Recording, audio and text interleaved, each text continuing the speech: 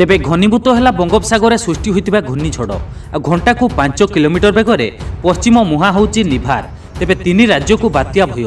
तेबे संपूर्ण खबरटी जानापी भिडियोटी को शेष पर्यंत देखंतु।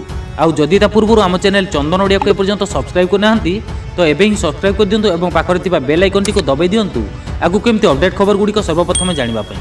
तेबे बंगोपसागर सृष्टि होता लघुचाप क्रमशः घनीभूत हो घूर्णिझड़ परिणत होइछि। यह घंटा को प्राय 5 किलोमीटर बेगर पश्चिम दिगरे गति करुछि। तेबे मध्यरात्रि बेलू यह घनीभूत हो सीवियर साइक्लोनिक स्टॉर्म रे परिणत होइछि। आउ आसंता 24 घंटे यह समुद्र मध्य अधिकरू अधिक बड़ गोटाई भीषण बात्यार रूप नेब।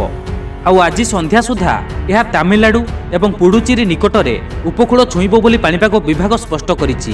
एही समय रे घंटा प्रति 120 रु 130 किलोमीटर बेगरे पवन बहिबा सह सर्वाधिक 145 किलोमीटर बेगरे पवन बहिबार आशंका रहिछि। तेबे ओडिशा पई एही बात्यार विपद नथिले मध्य राज्य रे वर्षा आरंभ होइजिबो, किंतु पवनर प्रभाव ओडिशा रे रहिबो नाही बोली आंचलिक पाणीपाग विज्ञान केन्द्र पक्षरु कुहा जायछि।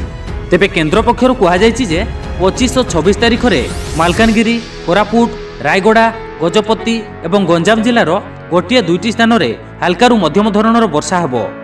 आउ सेपटे परिस्थिति को नजर रखी 25 नवेम्बर अर्थात आज तमिलनाडु रे सार्वजनिक छुट्टी घोषणा करा जायछि।